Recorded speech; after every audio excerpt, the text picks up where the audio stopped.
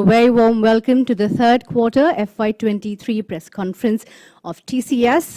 Wishing everybody a very happy new year. It's a tradition now, so we have a hybrid press conference. We have journalists joining in Mumbai, and we have all our friends from the media joining online, and several who won't be asking questions are joining across the world and on our social media platforms. If you want to catch that, please see our LinkedIn, Twitter, as well as YouTube pages. For now, let's introduce the management. We have MD and CEO, Rajesh Gopinathan, COO, NGS, Samir Seksaria, CFO, and Milind Lakkar, the CHRO. As always, we start with the opening address from the CEO. Rajesh, over to you. Thank you, Kritika, and once again, a very happy new year to all of you. Thank you for joining us. Let me quickly start with our numbers. We have had a very good quarter in a seasonally weak quarter. Our revenues grew by 13.5% on a constant currency basis. Translates into 19.1 in reported revenue terms, crossing 58,000 crores in rupee terms, and importantly, a big milestone for us, crossing $7 billion in quarterly revenue in Q3. Importantly, this strong growth has come with increasing profitability. We have registered 24.5% profitability for Q3, and that translates to 14,284 crores in terms of operating profit. Net profit has also grown sequentially by more than 400 crores, getting to 10,846 crores, and at an EPS of 29.64. Our profit conversion or cash conversion of net profit continues to be very strong. We have converted at more than 104% with cash from operations of 11,154 crores. The board has declared interim dividend of 8 rupees and a special dividend of 67 rupees, bringing the total dividend declared in Q3 to 75 rupees. With that, our total payout to shareholders by today will be about 33,000 crores, of which about 28,000 crores will be from what is going to be paid in this quarter. Our performance on both on the revenue side as well as on the profitability side is also reflected in our strong customer portfolio. Our number of customers from whom we make more than 100 million rose by 1 to 59 customers on a year-on-year basis. The growth has been led by our significant investment in talent development through the year. As you know, we had hired significantly in the last year, and that has been the basis of our growth.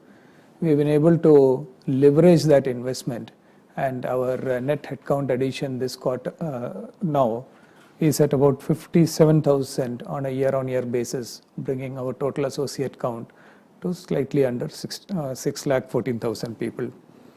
Our attrition, as we had called out earlier, has peaked, and I'm happy to report that on an LTM basis, now we have started ticking down, coming down slightly lower than last quarter at 21.3, and we are quite confident of this trend continuing and more significant reductions in the quarter ahead. Our focus on innovation continues to be very strong. We have been reporting to you the number of patents applied. Today we have 7,134 patents applied, which is an increase of 738 on a year-on-year basis. Even more importantly, our total patents granted has now grown to 2,694 patents, which is up at 493 patents on a year-on-year basis. I've said this before, but it's very important that our patents granted now is running ahead of 1 patent a day on a calendar day basis even. We are very proud of the tremendous impact that our R&D team is having, both in terms of the dedicated pool of about 7,000 researchers that we have, and even more so in the widespread adoption of the research and innovation culture across the wider TCS population, and as supported by our ongoing investments, not just in R&D, but also in creating the right enabling infrastructure, least of it not being the pace ports that we are continuing to open across the world. Coming to segmental performance, revenue growth once again has been led by strong growth in North America, growing at 15.4% on a year-on-year basis and getting to $3.8 billion in reported revenue. UK is a market where we continue to enjoy strong growth in a very challenging environment, and UK also has grown 15.4% on a year-on-year basis in constant currency terms. Europe, despite challenges, we have been able to maintain a good growth rate with a year-on-year growth of 9.7% in an extremely constrained environment.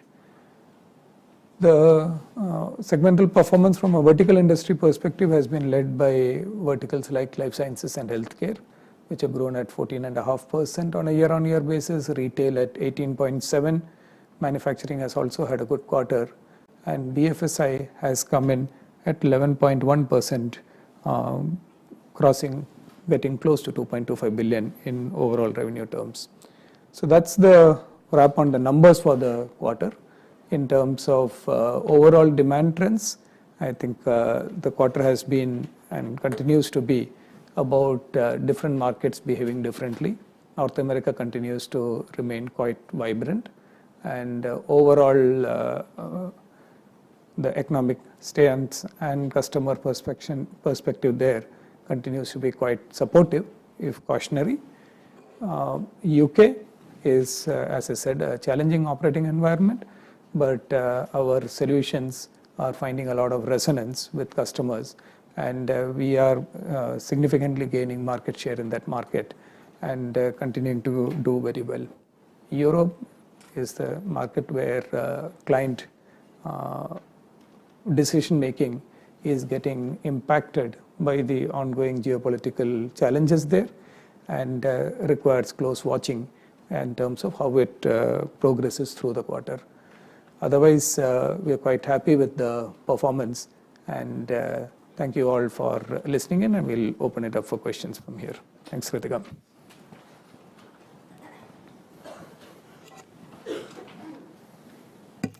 Thank you, Rajesh. So we start the questions from the journalists present with us, and then we'll get a couple of questions from the journalists that are joining in online. So we start with Sajid Mangat, BQ Prime. Sajid, 2 questions, please. Yeah, I'll start with 2 questions. Happy New Year, Rajesh. Can you take us through the demand environment? You spoke briefly about it, but in your commentary you mentioned about short-term uncertainties. When you look at it from an October point of view and now in January, how have you seen that moving from uncertainty point of view? Is it now you think that it's coming to an end and you have much better visibility on that? Secondly, growth rate, bill to book, I think you have 1.1. I think last quarter you mentioned 1.2, if I'm not wrong. Is orders coming in a little slow? Coming in, you got $7.8 billion, but is there a slowdown which is happening in closing the deals which is there? For Samir, on the margins front, 24.5%, do you see much headroom as you go into that? The pressure of wages and talent, has it come down significantly for you and for NG? Can you give a bit more on the BFSI space, how it's looking in the US especially? And HR account, negative 2,000 net account. So what went into that? All right, Sajid. I think the demand and the pipeline is so overall demand scenario has not changed significantly, but to be fair, it would take at least a couple of months more for us to actually know what the decision making is. We have gone into December with everybody being cautious, but our view is that this caution has different color across markets. So if you look at Europe, there is obviously a real big issue out there, and it would take some time for this caution to dissipate, and we need to be cognizant about that, and we'll see where it goes. But if you look at North America and UK, which together constitute about 2/3 of our revenue and probably 3/4 of our profit, the environment there is very different, very supportive. North America, while this quarter and probably maybe the start of the year might be a bit cautious, but our own view is that into the year, we should see a fairly positive one because there is no structural challenge there. Of course, this is subject to how the whole inflation scenario plays out. But on our one-on-one conversation with clients, we think that this is a caution that is more in terms of being wary and taking a decision slightly delayed rather than anything comparable to Europe. UK, the environment is challenging, but given the fact that there is no immediate flip there that is expected, customers and industries have moved forward in terms of the decision making and are committing to large scale, sometimes cost transformation, sometimes more structural transformations along the lines of what, for example, the deal that we have announced with a leading telecom provider there. So UK, though the economic environment is bad, the decision making is much more decisive and much progressing well. So we are participating in that. So that's the spectrum of demand that you see. And the pipeline also kind of reflects that. 7.8 billion is right in the middle of our target range of about 7 to 9 billion. So it's not bad in itself. Sequentially, it is down a bit. On a year-on-year basis, it is growing. But if you compare it against our dollar growth rate on a year-on-year basis, it's a tad lower than that. I think that's a good reflection of where the scenario is, that in terms of the overall demand. On the margins, we started this year at 23.4% after giving a full cycle of increments. And then we have made good incremental progress so that during the last 2 quarters, we are ending Q3 at 24.5, and we are very focused on exiting this year at the same margin which we exited last year at 25%. On the wage front, the supply side challenges abating is definitely helping out, because more so on the elevated expectations of salaries and the backfilling retention expenses, that having come down is definitely helping on the margin side. Yeah, BFSI has grown well. It's about 11% year on year in this particular quarter. Even by the deal momentum, $2.5 billion of deals is coming from BFSI. Overall, there's nothing to specifically call out, especially, more than what Rajesh had pointed out. The decision making in sometimes, is getting slightly, delayed, but then there is nothing to call out as a worry at this point in time. And going by the interactions that we have with our customers, they're all engaged with us in doing multitude of projects. Some are technology transformation, some are related to regulations like data localization, large-scale payment restructuring, payment re-engineering, those kind of aspects. So, I think there is nothing to call out, whether it is in the North America or UK or Europe. Seasonally speaking, this quarter we had certain furlough impact, more in Asia Pacific than in other parts of the world, but nothing special to call out. It's more or less the same that we typically face in this particular quarter, right? Was the furloughs higher than a normalized level every year? No, I think it's comparable. Sajid, you are aware that we made a significant investment in hiring fresh talent last year as well as the last 2 quarters of this year, and also significant investment in talent development of these people to make them productive now, and that investment is now paying off.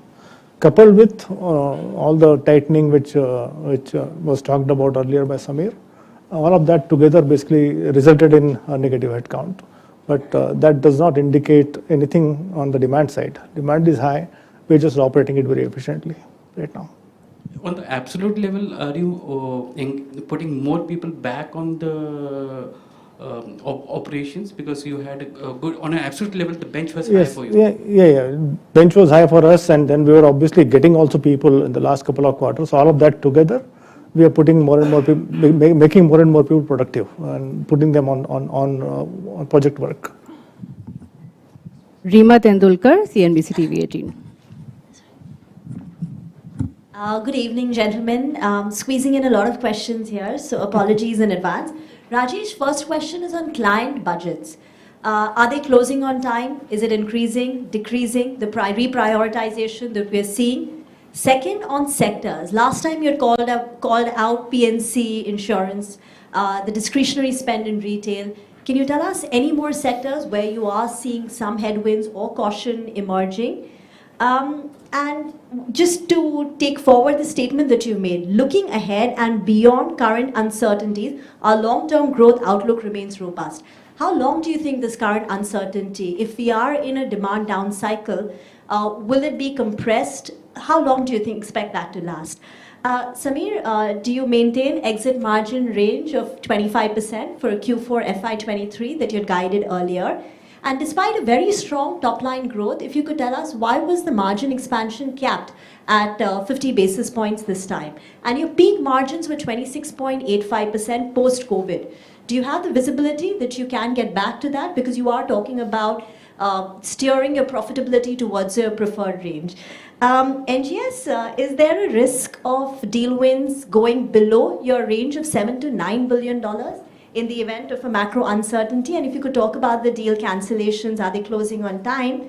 And Milind, has the attrition has come down after 6 consecutive quarters of an increase, but not significantly. So has the easing of supply side been up to your expectations or a little slower? And if you could guide a little bit more on attrition. Thank you. All right, we'll try to remember everything and answer it.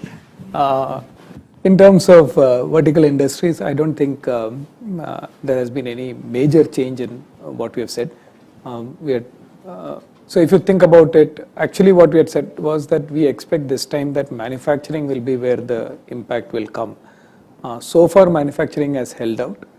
It has not been as impacted as we had originally thought, let's say 6 months back.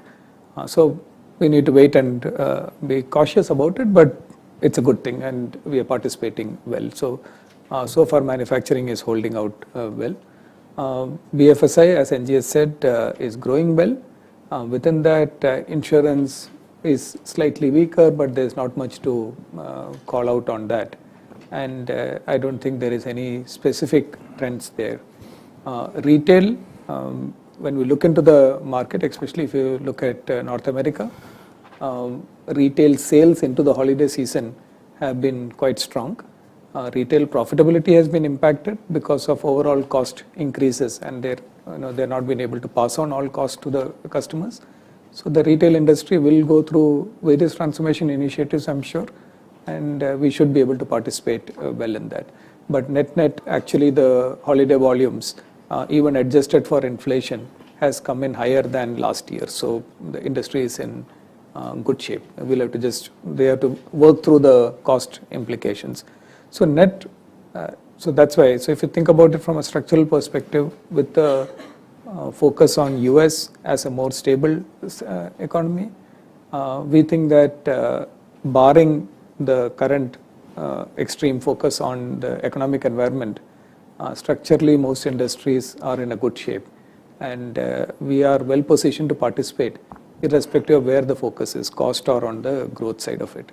UK I already answered when I spoke about Sajid, and Europe is very difficult to call. So as of now we don't have visibility as to what the final decision on the budgets are. That visibility will emerge later in the next few months as actual project releases come.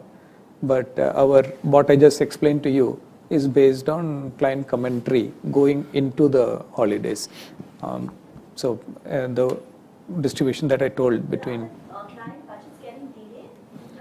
we'll get to know that as we, no, it is a normal cycle that we get to know of it only during the course of these 2 months, because as you see the project releases and what happens, so towards March we'll be in a much better position to talk about where we see the pipeline.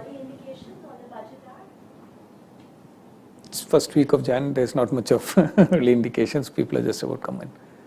So that's the spectrum of, And how long will the tech down cycle last? The current uncertainty?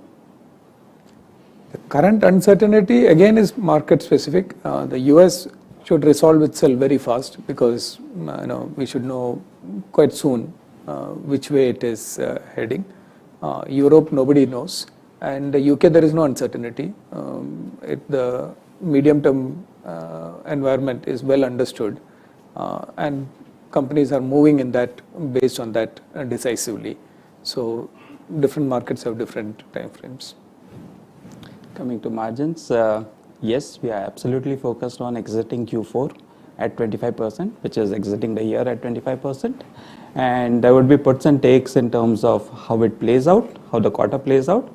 But as a management team, we are absolutely focused on that. Coming to Q3 margins, we had a 50 basis points improvement. And as I mentioned, we have been progressing steadily on our target range. In Q3, we had 70 basis points coming in positive from currency. And additionally, we had 30 basis points coming in from execution rigor, mainly on account of better utilization, realization, as well as reduction in fees to external consultants on a net basis. And this was offset by higher project-related third-party costs and increasing cost of return to normalcy. And I think last question was, when do I get back? So our first target, we'll take it a step at a time. We'll get to 25%, and then we'll try towards getting to our comfort band as soon as possible. See, overall, the deal momentum, the deal pipeline looks really good, and our qualified pipeline has actually gone up. Okay, both in terms of medium to small deals as well as the large deal pipeline. So on that count, I have no concerns, right? Where we are today with respect to the deal momentum, and at this time of the year, every year, where we are comparatively, we are feeling there's a feel-good factor about it.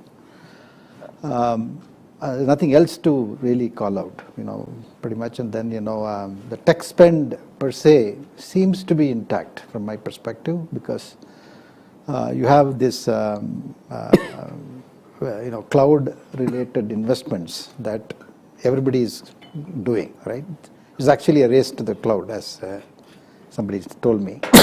In that context, that it's really, people are looking at not stopping it, but then looking at cloud 2.0, and then see how we can progress with the Horizon 2, Horizon 3, specifically, how we can employ machine learning, AI, etc. on the edge. So those kind of investments, I don't think that they're going to stop and start again. That kind of a thing is not affordable. So from that perspective, I think, the deal pipeline, the kind of thing that we are working on, gives us a feel-good factor. And is there a risk to your $7 to $9 million target range? I don't think there is a risk to it because of the pipeline that I see, barring the uncertainties that you see and we see and what Rajesh articulated. Yeah. I think based on the way LTM is calculated, yes, it has come down by 20 basis points. But if you look at our quarterly annualized attrition reduction, it has come down to nearly 6%. Quarterly annualized attrition reduction is it has come down by 6%, and that is as per our expectations. Thank you. Anisha Jain, ET Now. Hi, good evening, gentlemen. Rajesh, with respect to FY24, do you expect the momentum and the double-digit growth to continue in the absence of, let's say, the mega deals, etc.? And secondly, on BFSI, while you have flagged out that insurance has been a tad bit sticky, it's been coming off from, let's say, 14% in Q1 to 13% in Q2 and now to 11%. what are the chances it will be single digit in the coming quarter? And just as far as the furloughs that you talked about, they were slightly higher than expectation than in the Asia Pacific region. Is there any reason to believe that it will have any kind of execution impact in Q4 as well? Because a lot of markets do have extended holidays in Asia in the Q1 of calendar year as well as the nature of the deals. If you can talk to us about, is it largely vendor consolidation and cost takeout kind of deals that you're seeing in the pipeline, and any mix with respect to large deal, mega deal versus smaller deals? Sameer, the question to you on the margins has to be that the levers will ultimately come from the supply side only because pricing has become a challenge. Is that the case? That you are mostly seeing the levers coming in with respect to a wage being now settled and attrition being settled, etc. And Milind, of course, the question to you is, this time it was a blip in the headcount addition per se with a negative figure, or is this something which you have factored in for the rest of the year as well? And if you can give us the headcount target for the entire year in terms of the addition, what does it stand at? So why don't we answer in reverse? Milind, you start. Okay. All right. So I'll also answer your questions in reverse. So we have added close to 42,000 trainees, fresh campus hires so far, and I think that number will remain, or maybe we may add a few thousand here and there going forward on that one.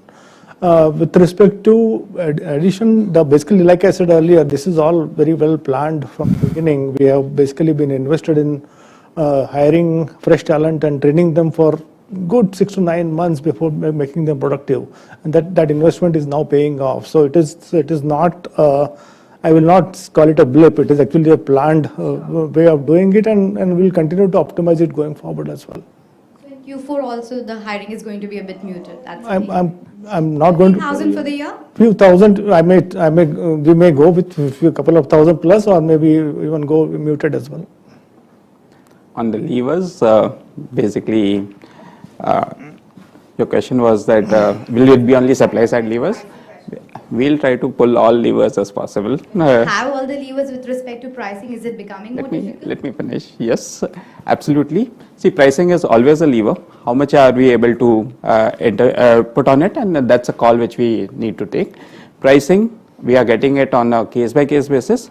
Yes, with the inflation scenario which the world has seen, probably we would have wanted to push it even further.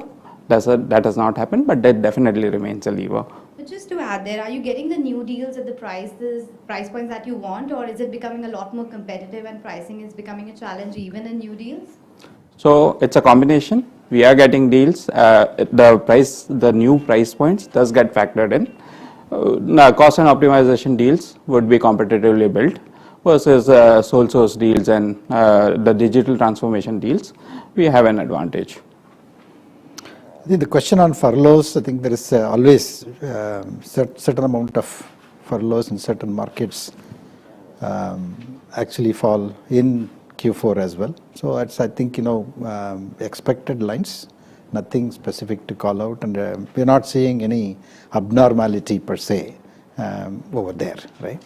Second is in terms of mixture of deals and deal pipeline, vendor consolidation and cost and optimization, that kind of opportunities are there, definitely. And it's a mix of both cost and optimization as well as growth and innovation led deals. And it's the mix of, the percentage of how much of it is in cost and optimization, how much of it is in I think it's along the expected lines and where we want to be, right? We want it to be, and I think it's looking good. There are no concerns per se. There are several large deals in the pipeline, and it's a mixture of it's broad based across markets, across verticals, right? And nothing to specifically. I think it's more or less in the same levels. I don't think in terms of the number. As well as in terms of the overall value, I think it's comparable. Following up on that one, actually our realization both on a quarter-on-quarter basis as well as on a year-on-year basis is actually improving, and we expect that trend to continue in the near term also, because pricing takes time for it to get factored into on the realization side. Coming to the larger question, as you know, we don't comment about things, so it's a bit of a, we'll need to wait and see how this will play out. This year is in a good shape, and as Q4 unfolds and we have better visibility on what the demand trend looks like, we'll be able to at least give you some directional commentary on it. But we'll go back to what we have all said in the last 6 months, and we maintain that medium term in US and UK, we have very strong confidence. Europe is difficult to call, and US and UK accounts for about 2/3 of our business. So we are quite comfortable. And in Europe, we have a very strong presence on the ground. So we should be able to navigate it, and on relative basis, we should be able to navigate Europe well compared to all other players. So we are confident about our ability to play Europe as it unfolds. What the numbers will be, we'll have to wait and see. No, just the reason I ask you that, Rajesh, in our last conversation, you did say double-digit growth in FY24 is achievable, not just aspirational. So you do stand by that? I don't specifically, I shouldn't have said things like that because we don't give numbers. It is, if you say FY23, definitely. It's much closer to that. We'll take all the other questions offline. Anisha, Harshada Sawant, CNBC Awaaz. Good evening, gentlemen. I just want to understand, Rajesh, a couple of quarters back, digital transformation was very large for you guys, and that's what clients wanted, and that's where the deal flow also came in. Now, as recession fears are picking up, especially in the US, and you say you have no certainty on Europe either, how have the client needs changed? Where is the business coming in from? NGS, a lot of banking clients have said that, a lot of banks, in fact, in US have indicated to massive layoffs in the coming quarters. And these are the big banks. How does that impact demand for you? Is that an opportunity, or do you think business could slow down? For me, I'm just confused as to what I should be asking Milind, because he's basically given us an outlook as to how muted the hiring could be. But what is your sense of hiring in the coming fiscal? Is it going to be as strong as it was in perhaps FY22-23, or it's going to taper down because supply side challenges aren't as important at this point in time? And for you, sir, you said higher third-party costs still exist. When you don't have as many supply side challenges, why is work being given to these third-party players, and how soon do you see them tapering down? Actually, can I add to that question? Why are you looking at a workforce reduction if higher third-party costs are still weighing on your profit margin? So let me take that first and explain. See, our fees to external consultants has gone down, and if you look at it from an absolute perspective also, it is almost flattish. What I meant by project-related third-party cost is what we call out as equipment and software costs. So it is more linked to project-related hardware software costs, not in terms of external consultants. No, but also, Harshada, a lot of it comes from on-site, and that's more a factor of how travel opens up, and we need to bring in supply into that local market. And that market still continues to be supply constrained, and that supply side is only opening up now. So a lot of that cost base is actually on-site cost base rather than offshore cost base. So during the course of the year, you should see that coming off, right? Because that supply is easing, but it has time. That answers your question also, because these are different regional ones. Continue. Visas will be there, travel will be there, local hiring there will be, but local hiring, we expect on-site local hiring to ease up given what has happened in the last 3 months or so. So we should see a substantial or a systematic reduction there. Are you expecting any significantly higher costs for visas? I mean, I know it's a very... No. Nothing significant. Nothing significant at this point in time. How has client demand changed? It's not digital transformation now, but what is it that the client expects from a company like TCS at this point in time? It will be a lot more, okay, that was your first question, yeah. A lot more balanced in terms of cost optimization cost-based transformation deals, and that of course varies by market.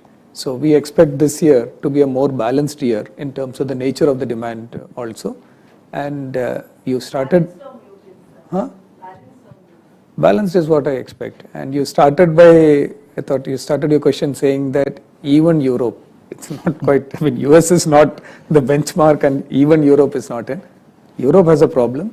US, whether it's a real problem or not, I think time will tell. Our own view is that it's a transient one. There is no structural problem in US.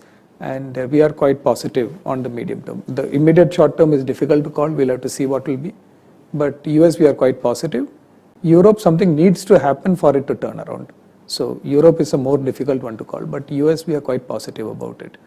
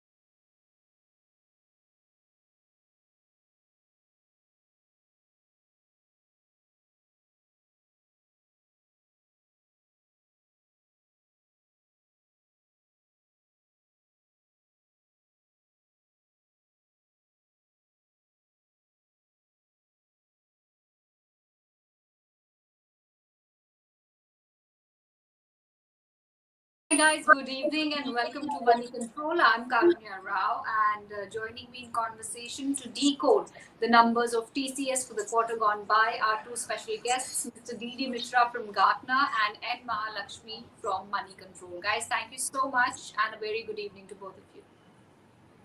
Good evening, Karunya. Good evening. Ms. Mishra, I'll start with you first.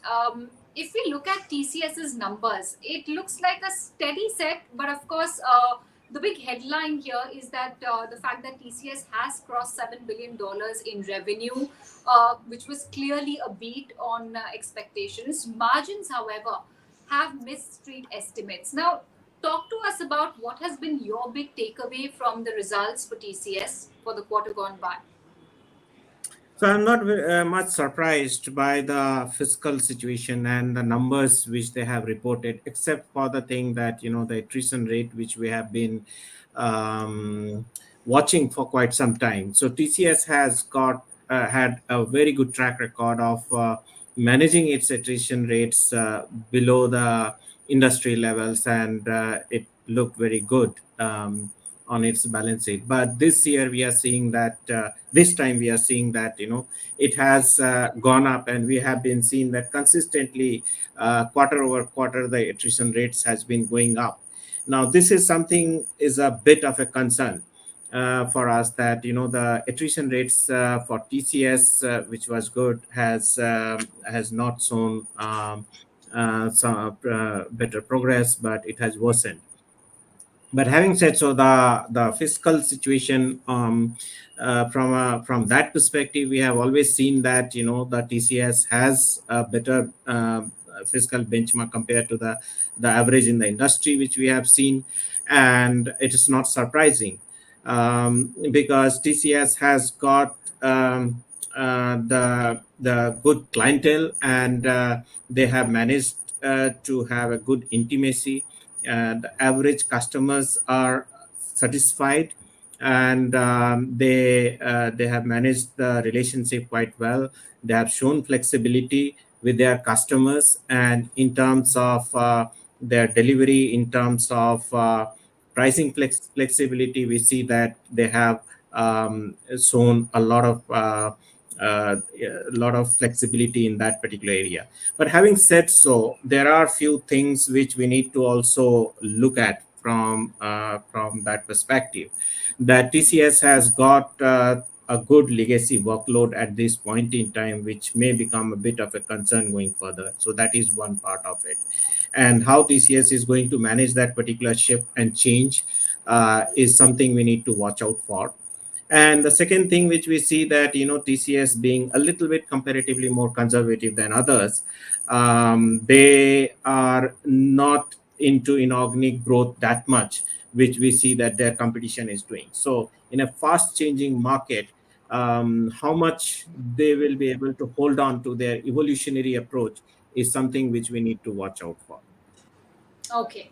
Mahalakshmi, if we look at some more highlights of the earnings fine print, on one hand, they've said that their attrition has dropped after 6 quarters of consecutive uptake, but on the other hand, their net headcount addition has come in the negative.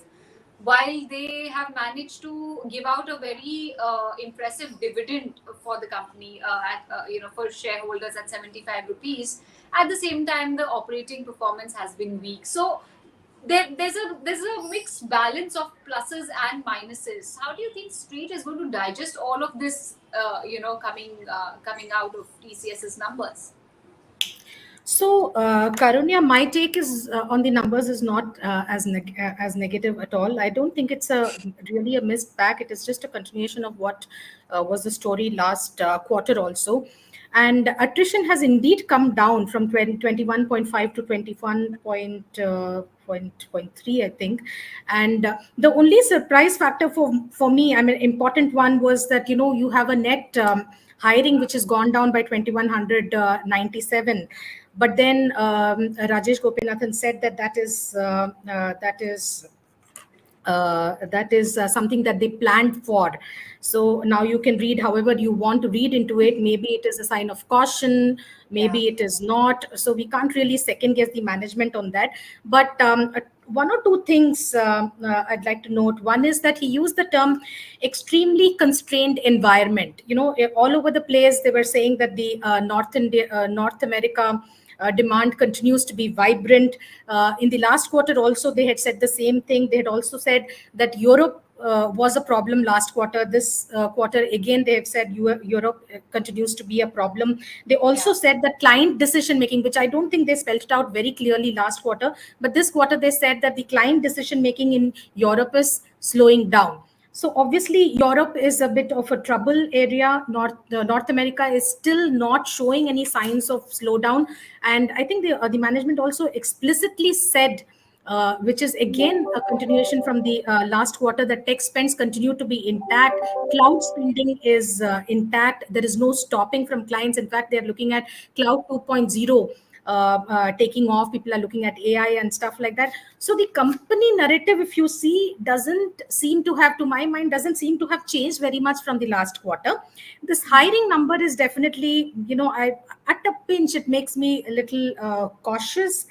The other thing is operating performance. You said, I think it's not bad. I mean, operating margins have actually gone up from 24% last quarter to 24.5%. It's a 50 basis point hike over the last quarter, which I think is a good thing. In fact, last quarter they had said that they see some uptick to margins, which is played out.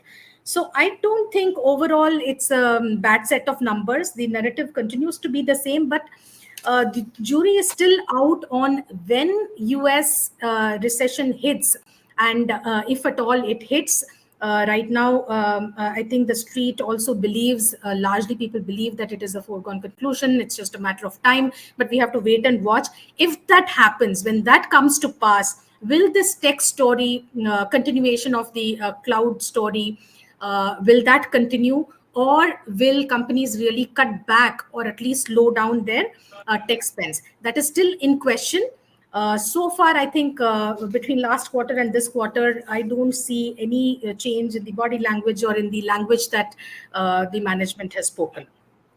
Yeah, right. I mean, yes, like you said, they have seen an improvement sequentially in their margins, but a slight miss as far as the estimates are concerned. But back to you, Mr. Mishra, I want to understand how you see that the commentary coming in, especially on the Europe and North America markets, because they've said that across different markets, the caution has a different color. I'm just reading out from what Rajesh Gopinathan has said at the presser. um, North America, UK making up for two-thirds of their revenue.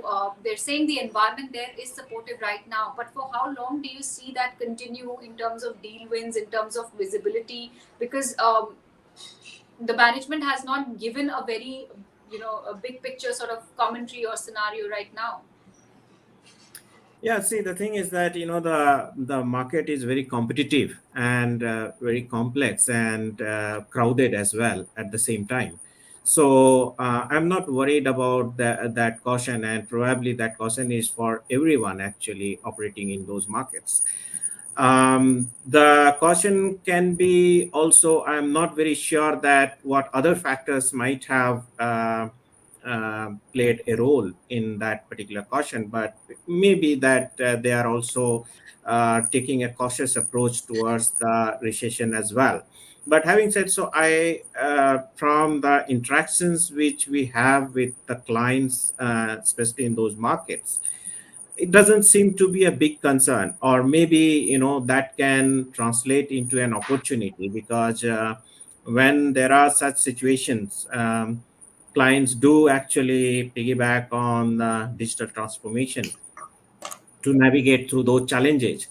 But having said so, it comes with a little bit of risk as well, and this is what we have seen during the pandemic times, as where initially there were some challenges and the clients were reluctant to spend more, but later on we saw that that threat became an opportunity for many Indian players, including TCS and other Indian players as well. So it may be a bit of a cautious approach. Being a conservative organization, they wanted to be at the right side. But I don't see that much of concern, apart from the competitive market and changing client requirements, and there are other risk factors which are there in terms of competitiveness and crowded market. I don't see much, bigger challenges. But having said so, TCS has got a large legacy workload, and any significant shift in the client requirement may drive TCS to quickly transform its mix of legacy workload, because you don't make a lot of profits in the legacy business. It's a more commoditized kind of an environment, and that may cause some concern to TCS. But other than that, I don't think at this point, as we speak, recession is going to hit the IT industry, IT services industry as such, very hard. But it's a kind of evolving situation, and we need to wait and watch. Okay, all right. And Mahalakshmi, how do you think the markets will react tomorrow morning? Because right now there is a barrage of comments and interaction happening on our YouTube feed, and most of it is rather negative or cautious on TCS. Do you think TCS, in terms of its cons, if we have to look at, or if we have to point our finger at anything rather negative or rather disappointing in the numbers this time around, what could it be? Because most people right now on our feed are, expecting the stock to tank tomorrow. I don't see any good reason why it should really tank. Today it was up, by the way, 3%, and I think there is no negative surprise in these numbers as far as I can see. I don't see the management narrative change substantially, nor do the numbers are not a huge unpleasant surprise or anything. But then the fact is that if you look at the overall narrative coming in even from the analysts, that that narrative has changed decisively for more bearish over the last 1 year, even over the last 1 quarter. Now, several analysts say that, from a year-on-year growth of early teens, you're going to probably see a single-digit growth year-on-year from next quarter onwards, at least for FY24. So the question is, now, a certain amount of correction has already happened because all these stocks got re-rated and their PE ratios perhaps doubled during that period, pre-pandemic to the peak valuations last year. From there, it has really come off. And I was just looking at some numbers in terms of, just to understand the street sentiment. Last year, same time, TCS had 30 buys on Bloomberg, 12 holds, and 8 sells recommendations. This year, there are 23 buys. I mean, right now, as of yesterday, 23 buys, 16 holds, and 11 sells. So clearly, the number of buys has come down substantially. Holds have increased substantially. Sells have increased substantially. So the mood generally is bearish.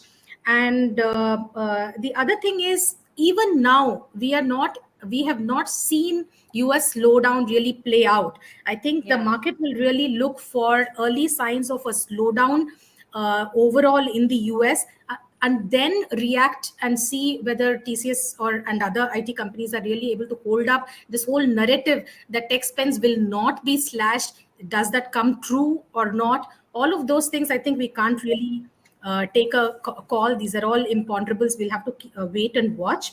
But at the moment, I don't think the sentiment is moving to a positive trajectory. So it would be a hold or a wait and watch sort of scenario. Yeah, all right. We will, in fact, wait and watch because a lot of these earnings are going to be trickling in later this week. So we'll see what exactly happens, how's the forward-looking commentary and forward-looking projections for growth. With that, guys, thank you so much once again for joining in and for sharing with us your analysis and your thoughts on TCS's report card for the quarter gone by. Thank you guys for tuning in. Thank you. Thank you so much.